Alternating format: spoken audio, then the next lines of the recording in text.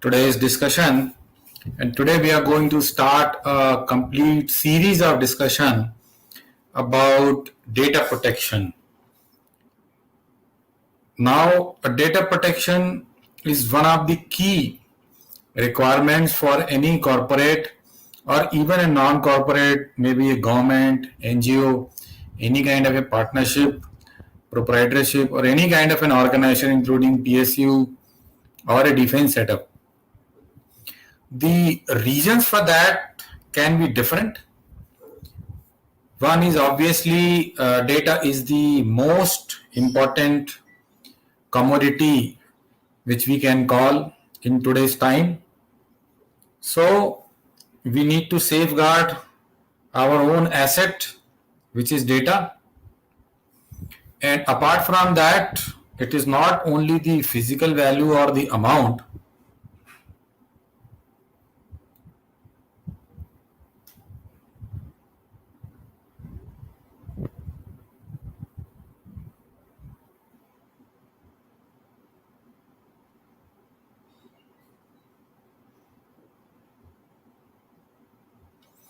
But also the importance of data for multiple purposes. So in today's discussion,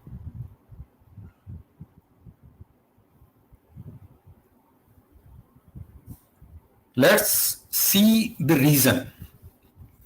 In the digital age, the collection and storage of personal information are essential. Data is used by all businesses, from insurance firms and banks to social media sites and search engines. In a globalized world, the transfer of data to third countries has become an important factor in daily life. There are no borders online, and cloud computing means data may be sent from Berlin to be processed in Boston and stored in Bangalore, meaning the world today has become one integrated global village. And the collection and storage of personal information is essential for any business to run, because whether it is a private business, whether it is a business run by government, or whether it is government business providing services to people, the data collection, the user creation, the profile of the user is the first step, and then only comes the provision of that service. Be it insurance, be it bank, be it social media, be it a search engine, be it a government service, anything requires collection of data. And obviously the size and type of data is so huge that it has to be stored, processed, utilized, and distributed globally.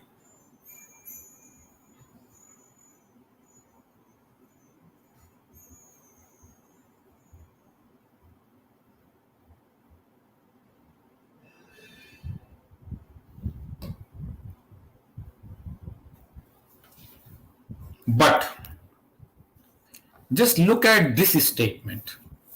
Our own information is being weaponized against us with military efficiency. So in the earlier slide, we said that for the provision of services, be it private services or the government services, data has to be collected and data has to travel globally. But what is happening? That our own information is being weaponized against us with military efficiency. Every day, billions of dollars change hands and countless decisions are made on the basis of our likes and dislikes, our friends and families, our relationships and conversations, our wishes and fears, our hopes and dreams. These scraps of data, each one harmless enough on its own, are carefully assembled, synthesized, traded, and sold. So the data, which is our likes and dislikes, our friends, families, relatives, our relationships, our conversation, wishes, fears, hopes, dreams, anything, anything which we have in our mind, anything which we are expressing to anyone, even to ourselves, these small bits of data which are otherwise looks innocuous, which are otherwise looks harmless, are being carefully assembled, synthesized, traded, and sold across the world, which we even do not know that what a person who is selling and buying, what their intention are. And some of that information is actually being synthesized to influence our behaviors, which may be our purchasing powers, which may be our feelings towards other people, which may be our political choices, which may be our residential choices, our taste, anything and everything which a human being is otherwise supposed to do out of his own free will, it is being now being completely controlled by these data traders.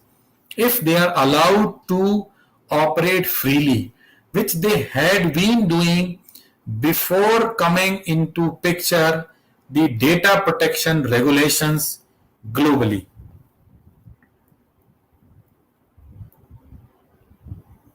A little disclaimer about today's discussion that this is obviously not a professional advice, and we are doing this discussion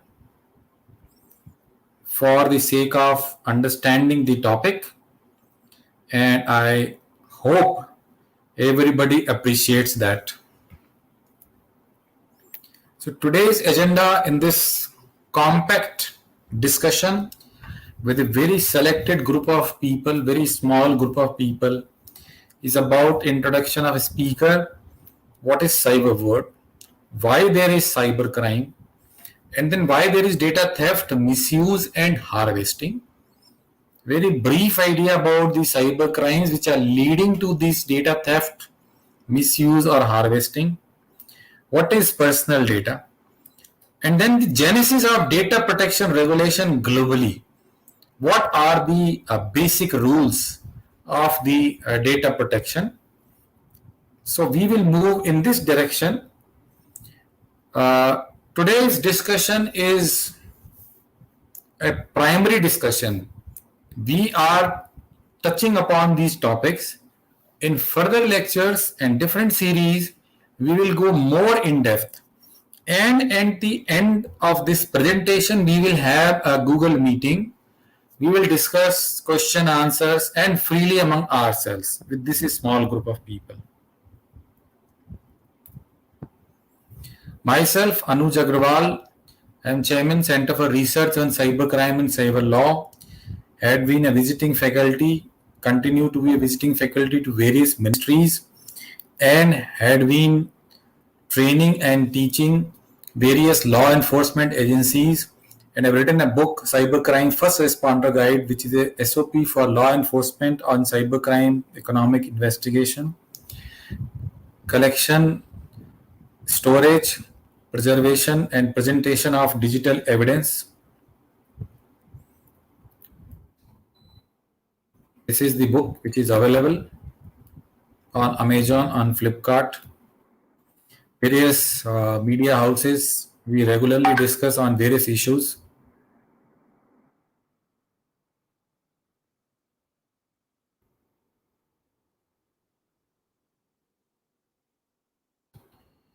Coming to a very important concept, that what a crime is, because if you are harvesting somebody's data, if you are collecting somebody's data without his knowledge, without his consent, you are stealing data. In most of the jurisdiction, it may amount to a serious crime. It may be a criminal activity or it may be a civil activity, but it is a wrong. So what a wrong is typically? A crime may be defined to be any act done in violation of those duties which an individual owes to the community, and for the breach of which the law has provided that the offender shall make satisfaction to the public. A crime or public offense is an act committed or omitted in violation of a law forbidding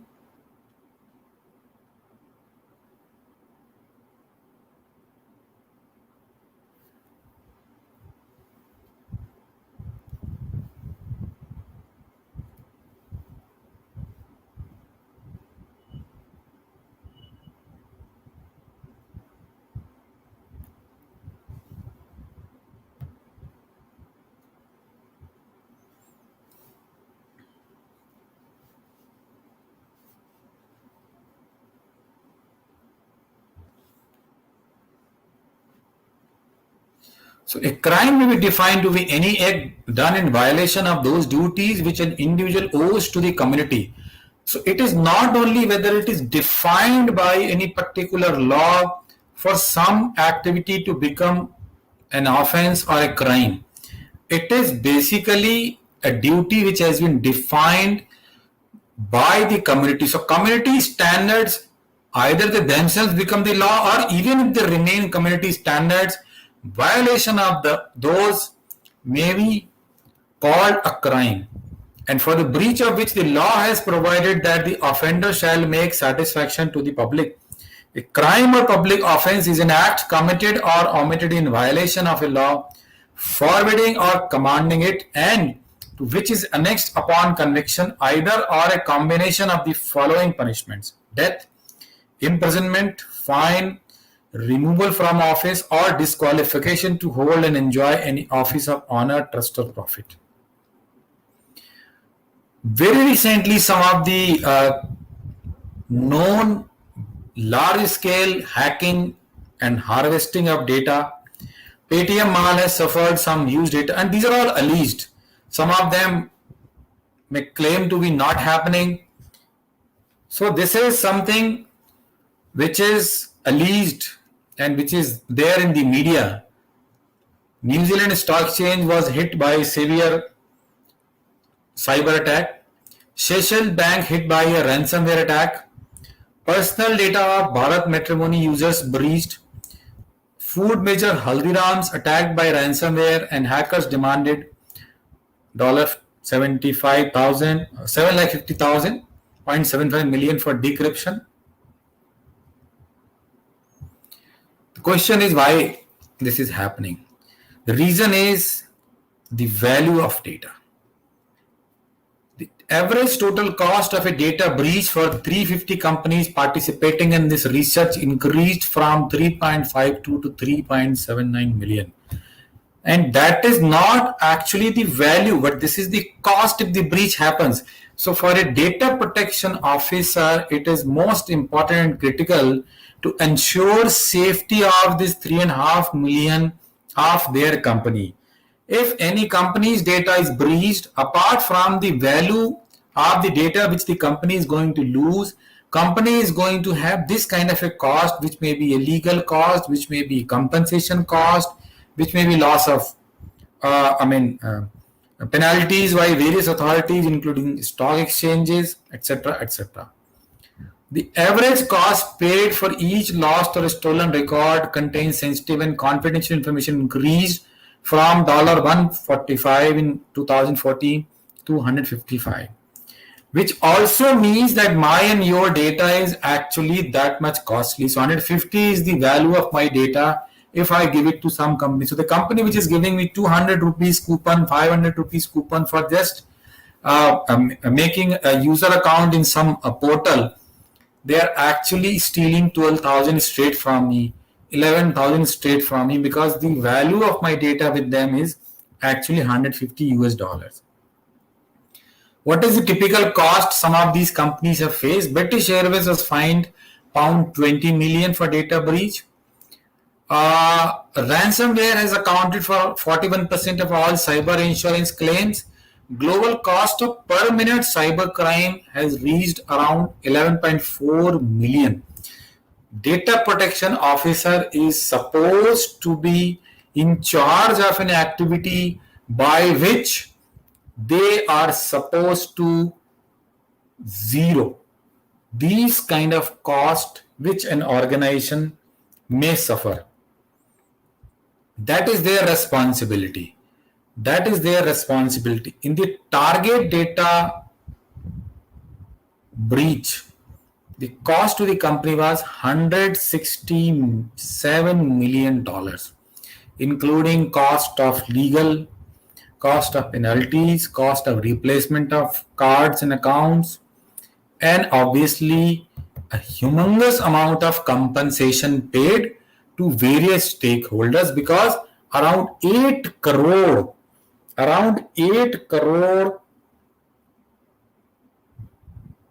user accounts were breached, including 5 crore bank accounts, debit credit accounts.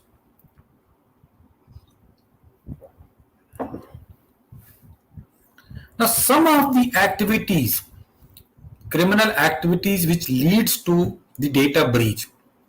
I'm just giving you very few small activities just to brush up our understanding that why at all data breach ever happens in any organization. Number one, the advanced persistent threat. Data breach, password thefts of IPR, designs, R&D information, and employee personal sensitive information is done by hackers.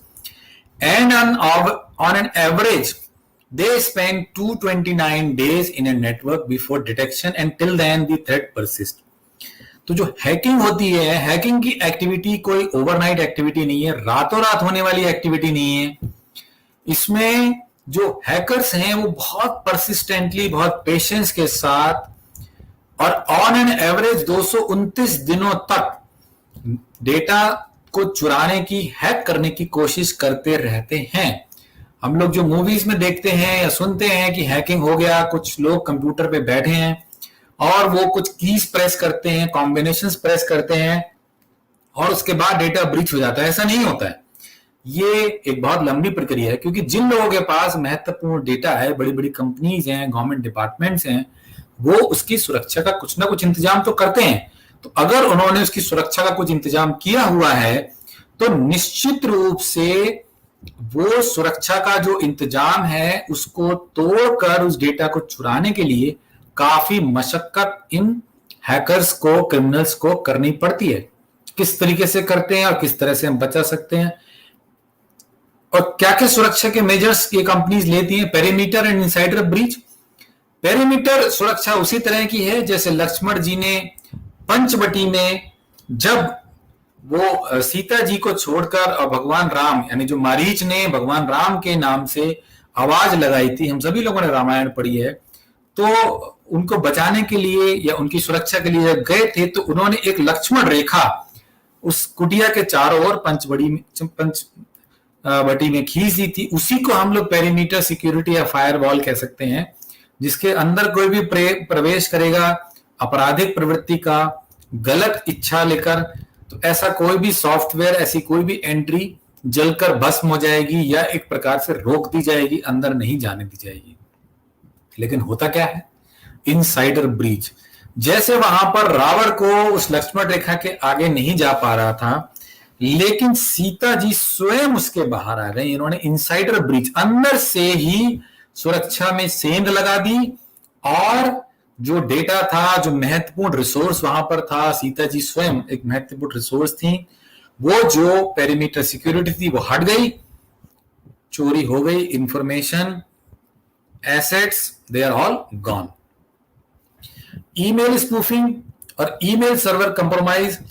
काफी महत्वपूर्ण company के बारे में जानकारियां email के माध्यम से भेजी जाती हैं. और तो और ज्यादातर कंपनीज में केवाईसी डॉक्यूमेंट्स, पैन, आधार ईमेल पर ही रिसीव कर लिए जाते हैं कस्टमर से, और वो जानकारी ईमेल स्पूफ के माध्यम से, बैंक अकाउंट्स की जानकारी ईमेल स्पूफ के माध्यम से या पूरा का पूरे सर्वर कंप्रोमाइज करके चुरा ली जाती है और फिर उसको मिसयूज करके अपराधी प्रवृत्ति के लोग कंपनीज को नुकसान पहुंचाते हैं. अमूमन डेली हम पढ़ते हैं, आज भी पढ़ा है, यूपी एसटीएफ ने एसबीआई के एक एक्स एम्प्लॉय को गिरफ्तार किया है और उसके पास क्रेडिट कार्ड, डेबिट कार्ड का एक बड़ा डेटा बैंक था जो उसने बैंक से चुराया था और उसके बेसिस पर वो लोगों को बेवकूफ बनाकर उनके अकाउंट्स में ठगी का बड़ा भारी जाल फैलाए हुए था. डेटा चोरी करने के ऐसे भी तरीके होते हैं, जबकि ईमेल के माध्यम से कुछ ऐसे मैसेज भेजे जाते हैं, जैसे इनकम टैक्स डिपार्टमेंट की तरफ से भेजा हुआ मैसेज लग रहा है जिस पर रिफंड के बारे में बताया गया है और लिंक पर क्लिक करके अपनी बैंकिंग डिटेल्स मांगी गई हैं. अगर ऐसी सेंसिटिव इंफॉर्मेशन यूजर शेयर कर देते हैं तो उनका डेटा चोरी हो जाता है. तो डेटा का चोरी हो जाना, वॉलंटरली शेयर करना, जनता की जिन्होंने शेयर किए उसकी मर्जी के बिना उसको बताया जाना, हर प्रकार से डेटा को हार्वेस्ट करने की, चोरी करने की, बिना मर्जी के इस्तेमाल करने की कोशिशें बड़े स्केल पर जारी हैं। और अब हम जानेंगे कि किस प्रकार से इस सिचुएशन से बचने के लिए, इस सिचुएशन को कंट्रोल करने के लिए अंतरराष्ट्रीय स्तर पर कानून बनाने का प्रयास हुआ और वो कानून किस प्रकार से बने और उनकी क्या मान्यता है, वो उन कानूनों के आधार पर क्या किया जा सकता है और क्या नहीं किया जा सकता है।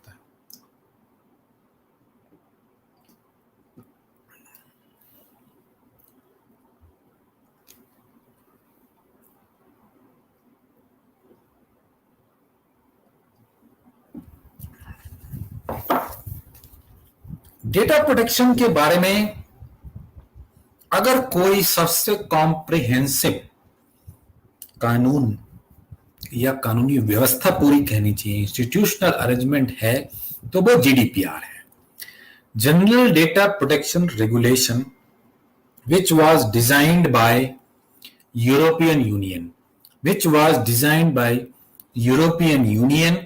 adopted by European Union for all its member states. In 2016, the EU adopted the General Data Protection Regulation, one of its greatest achievements in recent years because it replaced the 1995 Data Protection Directive, which was adopted at a time when the internet was in its infancy and theft of large scale data was unthinkable because there was very less data and least personal sensitive data was available on the internet. GDPR is now recognized as law across the EU. Member states have 2 years, which is by May 2018. Exact date was 26 May 2018. All the member states have fully adopted GDPR. Now, how it evolved? The European Commission proposed in January 2012 a comprehensive reform of the 1995 data protection rules to strengthen online privacy rights and boost Europe's digital economy. So a lot of people think that this data protection is an hindrance in the development of various online platforms, which the reverse is true. Until unless people are sure about their data, they themselves being secure online, they will actually not go there. Any place, any marketplace, any socializing place which people considers unsafe, slowly and slowly they will ensure that they are not there. And once people start deserting a marketplace or a social place, अगर लोग किसी park में, किसी monument में या किसी बाजार में सुरक्षा की वजह से जाना बंद कर देंगे, तो वो मार्केट, वो जगह धीरे धीरे डेजर्टेड हो जाएगी, खाली हो जाएगी, वहां जाएगा नहीं तो उसकी यूटिलिटी खत्म हो जाएगी. Technological progress and globalization have profoundly changed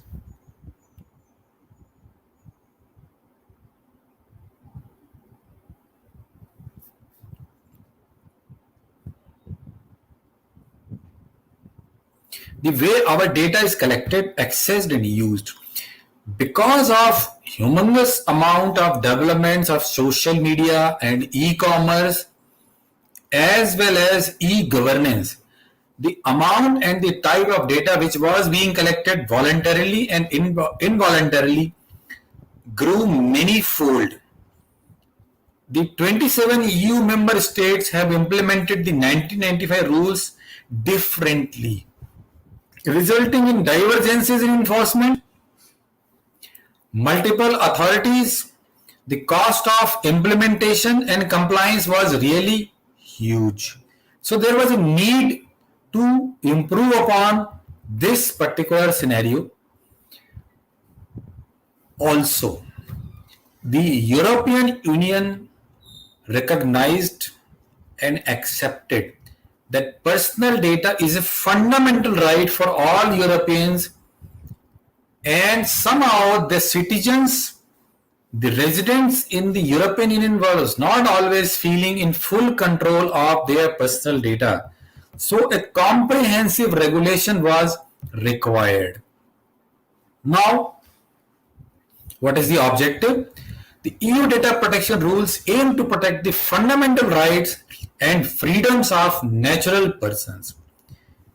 this is a very very big statement. ये एक बहुत बड़ी बात है कि ये जो डेटा प्रोटेक्शन रेगुलेशन है, जो कई बार कंपनीज को बहुत इनकन्वीनियंट लगता है, सरकारों को बहुत इनकन्वीनियंट लगता है, सोशल मीडिया प्लेटफॉर्म्स को कभी भी कन्वीनियंट नहीं लगा, लेकिन जो लोग हैं, जो जनता है, जो सिटीजन्स हैं, उनके जो फंडामेंटल राइट है, वो क्या फंडामेंटल राइट है?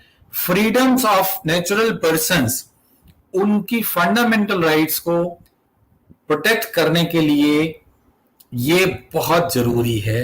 और वो कौन सा राइट है? Data protection, free flow of data is very very important, is very very important. There are even specific rules for the protection of personal data in police and judicial cooperation in criminal matters. Now, this is one reason that India today is fighting or on a collision path with many social media platforms. That there is absolutely no clear-cut protocol. SOP कोई भी नहीं है India में कि जो social media platforms हैं या जो भी ई प्लेटफॉर्म्स हैं, वो किस प्रकार से पुलिस और जुडिशियल अथॉरिटीज को डेटा शेयर करेंगे. पुलिस अपना राइट समझती है कि किसी भी इन्वेस्टिगेशन में जिस किसी के पास किसी भी प्रकार की जानकारी है, वो कानून के माध्यम से उनसे ले सकते हैं. जबकि जो सोशल मीडिया प्लेटफॉर्म्स हैं, उनका यह मानना है कि fundamental right of privacy which is guaranteed in Indian constitution, more so in American and European constitutions and directives, they are the guardians. वो ये मानते हैं कि लोगों की जो निजता है, जो एक्सप्रेशन की उनको एक छूट मिली हुई है, उसके वो गार्जियन हैं. और सरकारें और लॉ एनफोर्समेंट एजेंसी जो कि साथ साथ काम करती हैं, एक साथ मिलकर काम करती हैं, वो कहीं ना कहीं लोगों को स्वतंत्र रूप से बोलने और अपने आइडियाज को एक्सप्रेस करने, सरकारों के गलत काम को क्रिटिसाइज करने में बाधा है. इसलिए वो उनको कोऑपरेट नहीं करना चाहती हैं. Let's go and understand what is personal data, because everybody has got a different idea about what the personal data is all about. I may have a different understanding, somebody else may have a different understanding. So what kind of a personal data is actually being protected through this directive? It is not each and every piece of personal data.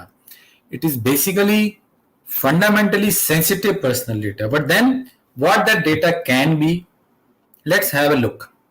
A personal data is any information relating to an individual, whether it relates to his or her private, professional or public life.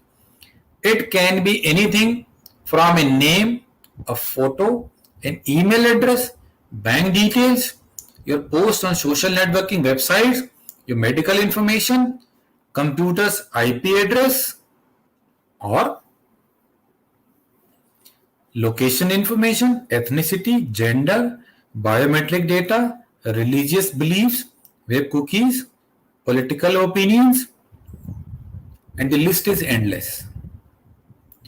Now, some of this information, for example, an email address in itself may not be a sensitive personal information. Even a phone number may not be a sensitive personal information in itself, but combined with some other information, it becomes sensitive, or some of this information is such that even if it is received in isolation, for example, a phone number or an email address in combination, or a name and email address in combination can lead to discovery of the person which the person may not be otherwise interested. अब इसका एक उदाहरण समझिए. मेरे पास कल एक पत्रकार का फोन आया और लंबी बातचीत उन्होंने की. उन्होंने कहा कि एक विक्टिम ने ऐसा बताया है कि उन्होंने अपना कोई ओटीपी शेयर नहीं किया, कोई ऐप डाउनलोड नहीं किया, लेकिन उनके अकाउंट से 50,000 रुपए निकल गए. ये कैसे संभव है? अब हुआ क्या कि किसी ने एक नर्स को फोन करके कहा कि वो अस्पताल में, प्राइवेट अस्पताल में इलाज कराना चाहते हैं और पेमेंट जो है वो यूपीआई के माध्यम से उनको ट्रांसफर करना चाहते हैं। उसके लिए उन्होंने ये कहा कि वो अभी पहले 1 रुपए आपको भेज रहे हैं और आप उसको एक्सेप्ट कर लीजिए। एक बार ये ट्रांजैक्शन हो जाएगा तो उन्हें ये कंफर्मेशन हो जाएगी कि वो सही व्यक्ति को सही माध्यम से पैसे भेज रहे हैं। उनके पास उनके ऐप में एक मैसेज आया एक्सेप्ट, उन्होंने एक्सेप्ट कर लिया और उसके बाद विभिन्न ट्रांजैक्शंस में 3 बार में उनके 50,000 रुपए का विड्रॉल हो गया। अब ये कैसे संभव है, जबकि ना तो वो व्यक्ति उन्हें जानता है, ना उन्होंने कोई ओटीपी शेयर किए, ना उन्होंने अपनी बैंक डिटेल उन्हें बताई। होता यह है कि चूंकि आधार बेस्ड ऑथेंटिकेशन है, फोन नंबर से यूपीआई चलता है, तो अगर आपने यूपीआई में अपना रजिस्ट्रेशन किया हुआ है तो कोई भी व्यक्ति आपके फोन नंबर को डालकर आपके अकाउंट्स की जानकारी ले सकता है, इन द सेंस कि यूपीआई के माध्यम से आपसे रिक्वेस्ट कर सकता है कि आप उसको अमाउंट भेज दीजिए। और उस रिक्वेस्ट को जब आपके ऐप पर वो आती है, ओटीपी आता है और आप उसे एक्सेप्ट कर लेते हैं, अमाउंट ट्रांसफर हो जाता है। तो यहां पर सिर्फ आपका फोन नंबर मात्र जानने से आपके बारे में बाकी की जानकारी वो व्यक्ति जान सकता है, क्योंकि आपके फोन नंबर से भी आपके अकाउंट जुड़े हुए हैं। तो अगर कोई व्यक्ति आपका सिर्फ फोन नंबर जाता है, जो कि अदरवाइज सेंसिटिव पर्सनल इंफॉर्मेशन बिल्कुल भी नहीं है, हम और आप अपने फोन नंबर, ईमेल दूसरों को जानबूझ के यूं ही रेफरेंस के लिए शेयर करते हैं कि अब हमारा फोन नंबर रख लीजिए, दोबारा संपर्क करने के लिए इस नंबर का इस्तेमाल कीजिए। आप सभी लोगों ने इस कोर्स में जो ज्वाइन कर रहे हैं, रजिस्टर किया है, करीब सभी के पास मेरा फोन नंबर पहुंचा होगा और मैंने आपको खुद इनवाइट किया कि प्लीज आइए, ज्वाइन करिए इस कोर्स को, अच्छा लगेगा, आपसे बात करेंगे। लेकिन in combination with my Aadhaar and my bank accounts, even that phone number becomes a sensitive personal information. Even pseudonymous data can also fall under the definition if it's relatively easy to ID someone from it. कहा यह जाता है कि जो लोग data store कर रहे हैं वो उसको स्यूडोनाइम में कन्वर्ट कर लें, ताकि अगर डेटा ब्रीच होता है, डेटा की चोरी होती है, कोई इसको हार्वेस्ट करना चाहता है, गलत तरह से इस्तेमाल करना चाहता है, तो वो समझ ही ना पाए कि ये किसका डेटा है। लेकिन आज आर्टिफिशियल इंटेलिजेंस और मशीन लर्निंग ने इतनी तरक्की कर ली है कि कोई भी व्यक्ति का डेटा जो कि स्यूडोनाइम में कन्वर्टेड है, उसको भी कहीं ना कहीं इस्तेमाल किया जा सकता है, उसको भी कहीं ना कहीं इस्तेमाल किया जा सकता है। तो आज ऐसा नहीं है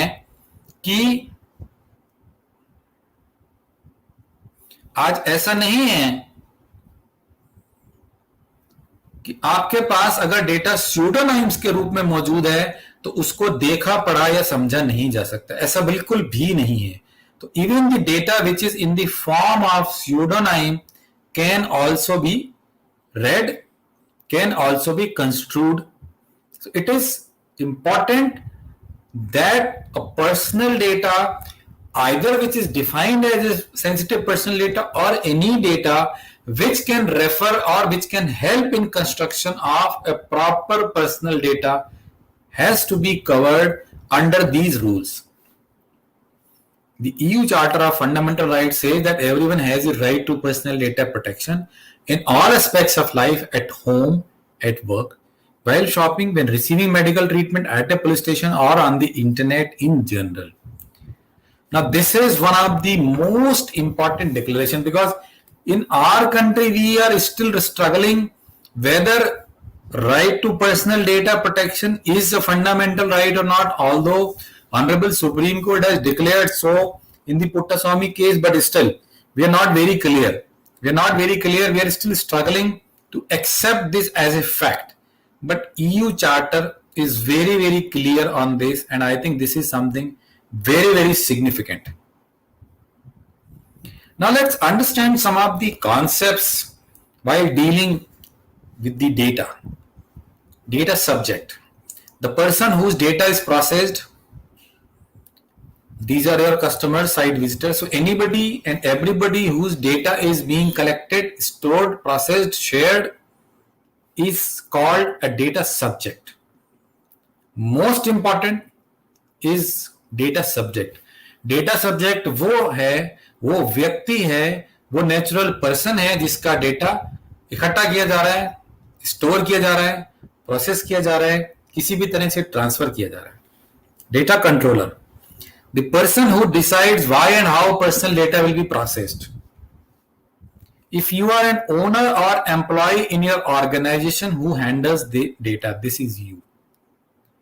So a data controller is the person, is an organization who is going to decide about personal data, about processing of personal data. So whether you are an owner or you are an employee, you are a data controller. Data processing, any action performed on data, whether automated or manual. The examples include collecting, recording, organizing, structuring, storing, using, erasing. So basically anything. Now a lot of people contend that they are not doing data processing activity because it is all automated. The moment they collect various information from different places which are non-personal sensitive information by strict definition, but while joined automatically through various processes, this whole thing is 101% covered under data processing. And data processing also means one or all of these activities. So if you are just collecting, not doing anything further, still you are data processing. If you are recording, organizing, structuring, storing, using, even erasing. So who is a data processor? A third party that processes personal data on behalf of a data controller.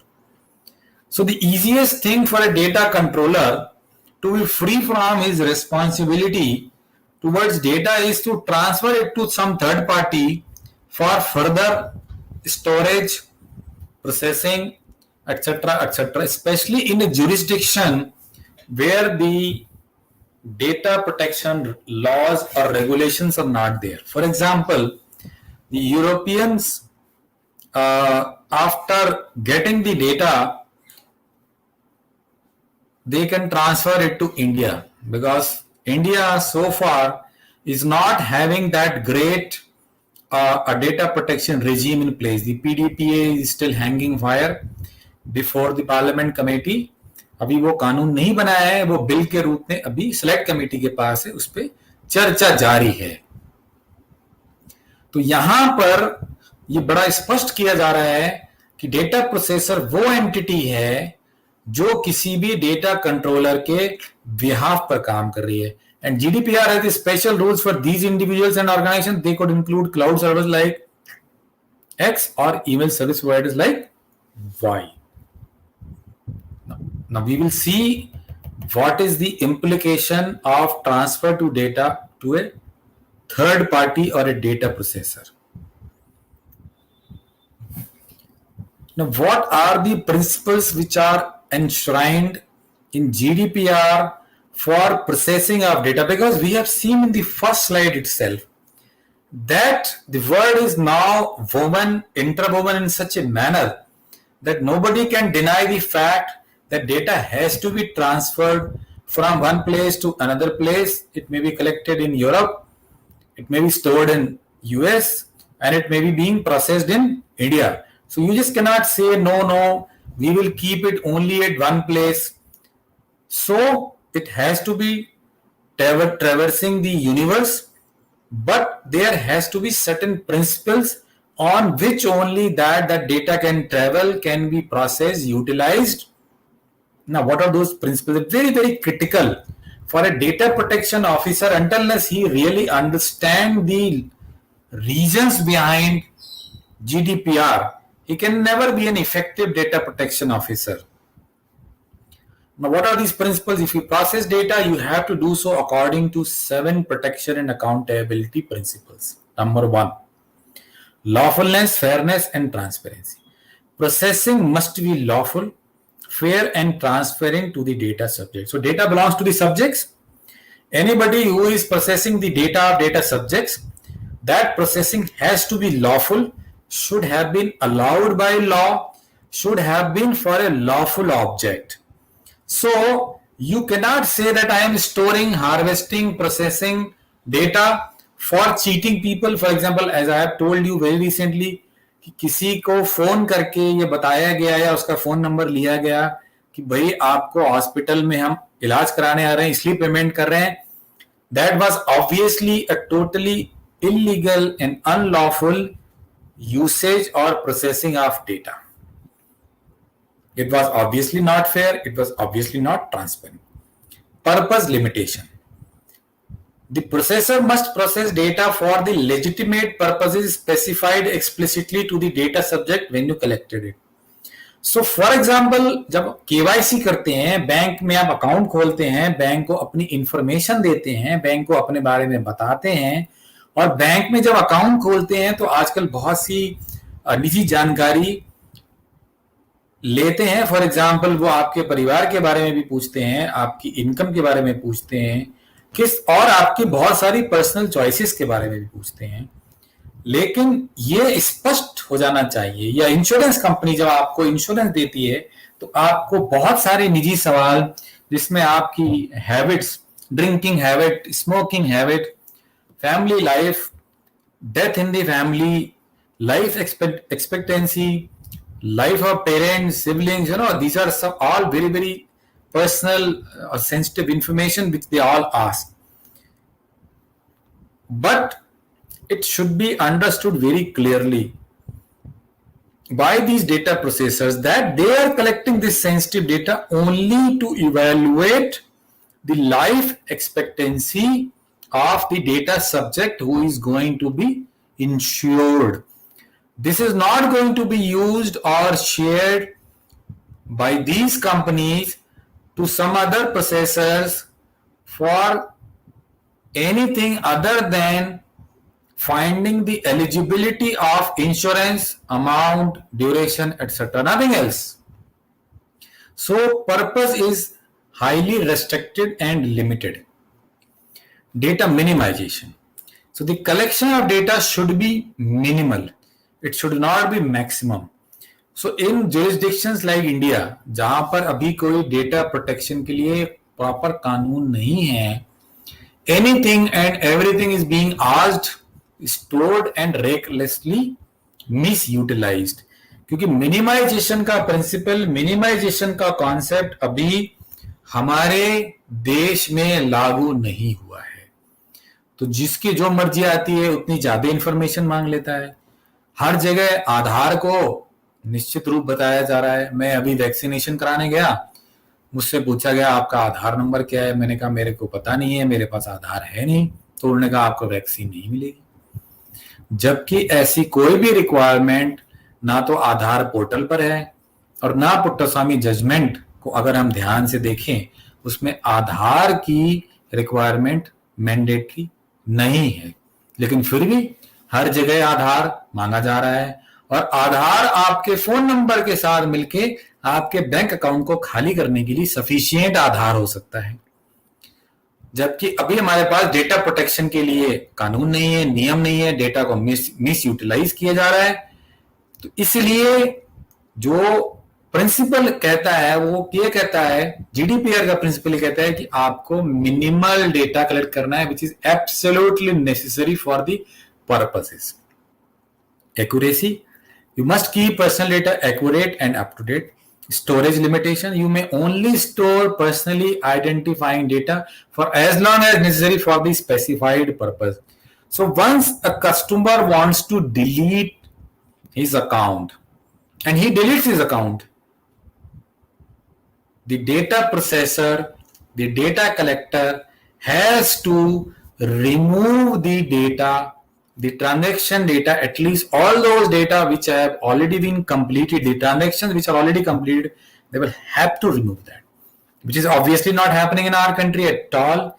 Anybody is keeping the data for whatever time period they want, for whatever purpose they want. There is absolutely no law, there is absolutely no direction, there is no SOP on that.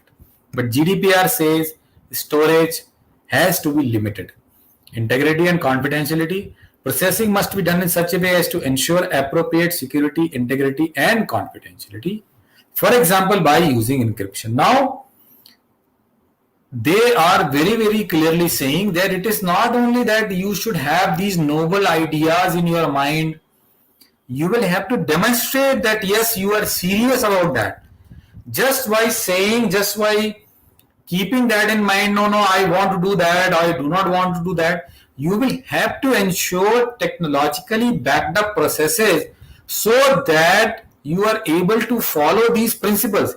सिर्फ मेरे ये कहने से या सोचने से कि मैं ये सारी चीजें करने वाला हूं संभव नहीं है, तो उसके लिए मुझे उसको टेक्नोलॉजी बैकअप देना पड़ेगा सिक्योरिटी, इंटेग्रिटी और कॉन्फिडेंशियलिटी के लिए. Now very important, very critical, the data controller is responsible for being able to demonstrate GDPR compliance with all of these principles. Now, one is that I intend to, I am doing, मैं सोच रहा हूं, मैं करना चाहता हूं, मैं कर भी रहा हूं. No, these are not the concept at all. The concept is that whenever asked, you will have to demonstrate that yes, you are able to follow and you are following strictly all the principles of GDPR. Just because you have got some kind of a certification, just because you have appointed a DPO or some big 4 or big 5 or X or Y or Z has given you a very nicely written certificate, absolute. And that is one of the reasons that there is no specific format or SOP of certification. The only thing is it says you should be able to demonstrate all the time. So it is not that an annual audit in which the auditor says nice words, the auditor says yes, they are secure, they are following the preceding 6 principles. No, it is minute to minute, second to second, 24/7 into 365. The compliance to all these rules is a must. So DPO is a 24/7 job. A DPO remains responsible to adhere to all these 7 principles: lawfulness, fairness, transparency, purpose limitation, accuracy, storage limitation, data minimization, integrity and confidentiality always. It is not even a single moment goes where the DPO can say, look, what can I do? I was there for 8 hours, 10 hours in my office and I did my job very diligently. I spent a lot of money. We have got the best consultant to support us. We have got the technology. No. You need to do whatever XYZ process, training, technology, but you remain liable, you remain culpable if something goes wrong.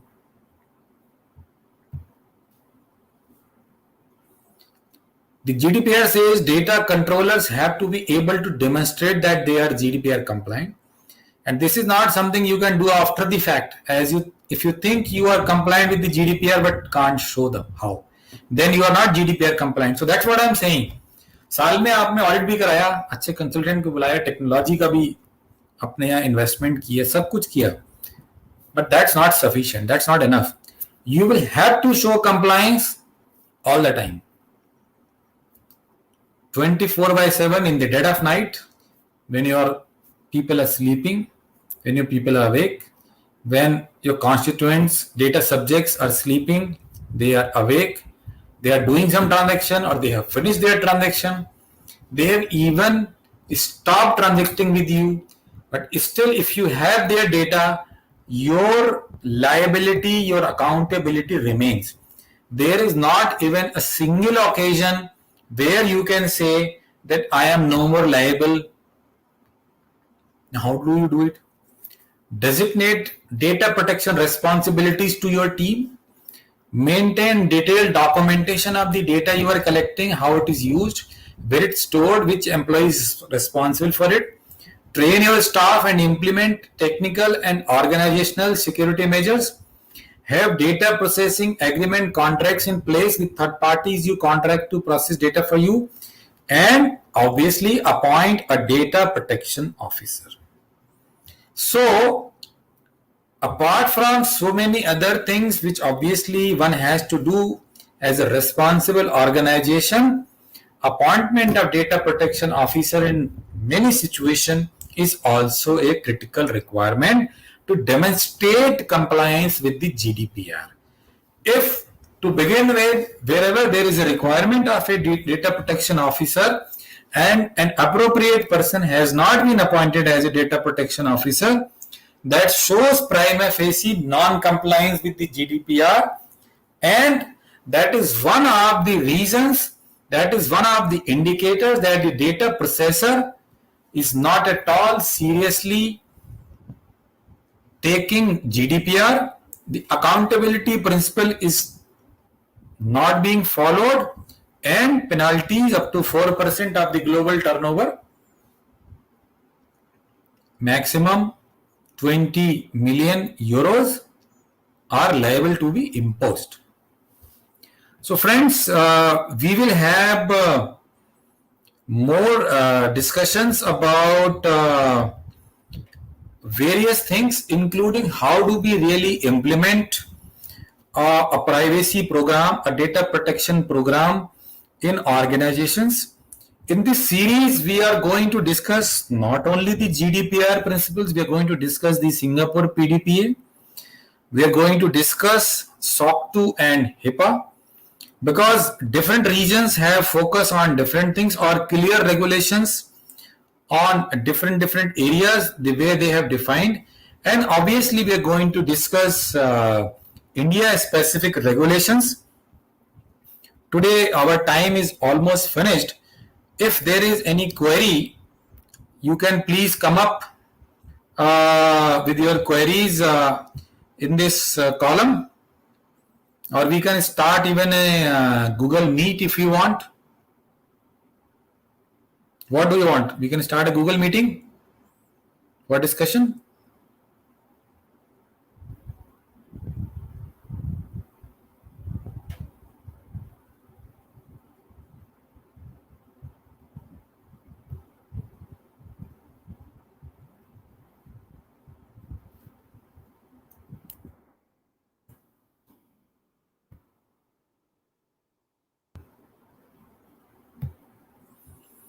So if anybody wants to have a question one-to-one, they can join this Google Meet, please.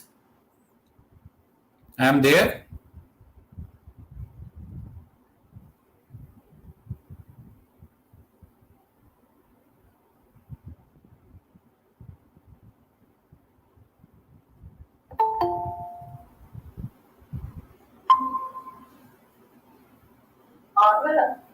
Hello.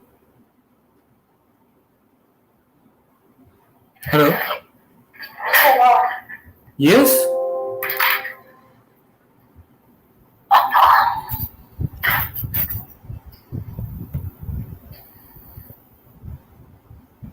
Hello.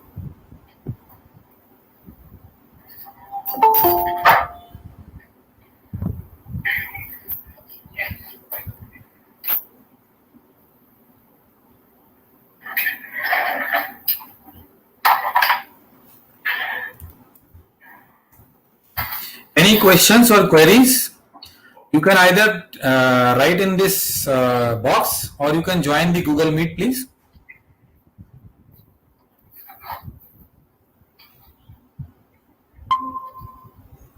Yes, any questions?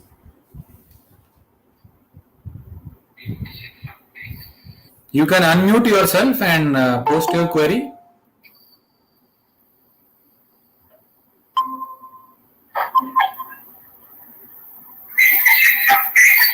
You can unmute yourself and post your query.